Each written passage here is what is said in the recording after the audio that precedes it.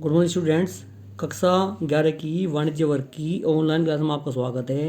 आपका सब्जेक्ट है अकाउंट्स यानी कि बही खाता। आपका टॉपिक चल रहा है जनरल एंट्रीज। जनरल एंट्रीज में जो चैप्टर है आपका, इसमें न्यूमेरिकल भी है, थ्योरेटिकल भी है। आपको बाद के 2 दिन यानी शनिवार और रविवार को जो वीडियो भेजी जाएगी वो थ्योरी की भेजी जाएगी और बाकी दिन 5 दिन आपको ब्लैक बोर्ड पर न्यूमेरिकल कराई जाएंगी। अब आज आप थ्योरी में पढ़ेंगे। जो टॉपिक है आपका वो है खातों के प्रकार, यानी खातों के प्रकारों का वर्णन कीजिए। खाते मुख्यतः 3 प्रकार के होते हैं, व्यक्तिगत खाते, वास्तविक खाता और अवास्तविक खाता। सबसे पहले आते हैं व्यक्तिगत खाते पर। वे खाते जो किसी विशिष्ट व्यक्ति, फर्म, कंपनी या संस्था के नाम से लेखा पुस्तकों में खोले जाते हैं उन्हें हम व्यक्तिगत खाते कहते हैं। यानी जहाँ किसी विशिष्ट व्यक्ति का, फर्म का या कंपनी का नाम आता है वे खाते व्यक्तिगत खाते कहलाते हैं। जैसे नितिन का खाता, राम का खाता, अमृत बंसल लिमिटेड का खाता, विद्या प्रसारण प्राइवेट लिमिटेड का खाता। पूंजी एवं अर्न खाता भी व्यक्तिगत खाते कहलाते हैं। यानी वे खाते जिनका संबंध किसी व्यक्ति से होता है वे भी व्यक्तिगत खातों के अंतर्गत आते हैं। जैसे पूंजी व अर्न का संबंध किससे है? व्यापारी से है, तो ये भी खाते व्यक्तिगत खाते कहलाएंगे। इसे मुख्यतः हम 3 भागों में बांट सकते हैं। पहला है प्राकृतिक व्यक्तिगत खाता। जहाँ किसी व्यक्ति का राम, श्याम आदि का नाम आएगा वे खाते कहलाएंगे प्राकृतिक व्यक्तिगत खाता। कृत्रिम व्यक्तिगत खाता, जहाँ पे किसी कंपनी का या फर्म का या बैंक के खाते आएंगे वे खाते कहलाएंगे कृत्रिम व्यक्तिगत खाते। तीसरा है प्रतिनिधित्व व्यक्तिगत खाते।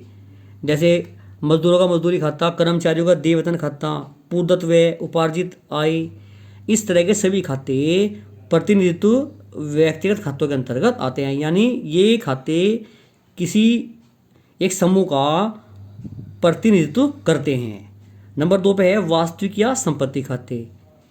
जो व्यवसाय में प्रयोग होने वाली संपत्तियां हैं वे सभी वास्तविक खातों के अंतर्गत आती हैं। जैसे धन है यानी कैश है, माल है, भवन, मशीन, ये सभी वास्तविक खाते के अंतर्गत आती हैं।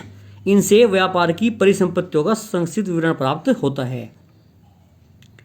इन खातों को संपत्ति संबंधी खाते या वास्तविक खाते कहते हैं। जैसे रोकड़ खाता है, माल खाता है, भूमि भवन खाता है, मशीन खाता है। वास्तविक खातों को हम 2 भागों में बांट सकते हैं। पहला है मूर्त वास्तविक खाते, जैसे रोकड़ खाता, भवन खाता, माल खाता, फर्नीचर खाता। यानी जिन संपत्तियों को हम प्रत्यक्ष रूप से दे सकते हैं वे टेंजेबल रियल एसेट्स कहलाती हैं। वे मूर्त वास्तविक खाते के अंतर्गत आती हैं। नंबर 2 अमूर्त वास्तविक खाते, जैसे ख्याति खाता है, एकस्व पेटेंट्स खाता है। ये खाते वे खाते होते हैं, यानी ये संपत्तियाँ वे संपत्तियाँ होती हैं जिन्हें हम केवल महसूस कर सकते हैं लेकिन उन्हें हम देख नहीं सकते। वे इनटेंजिबल एसेट्स कहलाती हैं। जैसे ख्याति है, ख्याति का मतलब होता है व्यापार की प्रसिद्धि से, तो व्यापार की प्रसिद्धि को देखा नहीं जा सकता, उसे केवल महसूस किया जा सकता है। नंबर 3 पर आते हैं अवास्तविक खाते।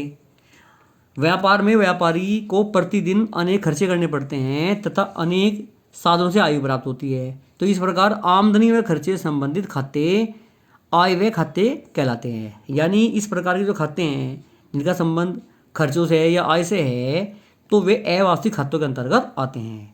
जैसे मजदूरी खाता है, वेतन खाता है, मरम्मत, किराया, ये सब क्या है? ये सब खर्चे हैं, तो ये सब अवास्तविक खाते के अंतर्गत आएंगे। यानी व्यापार में होने वाले खर्चे, प्रतिदिन खर्चे और व्यापार से होने वाली आय, ये सभी अवास्तविक खातों के अंतर्गत आते हैं।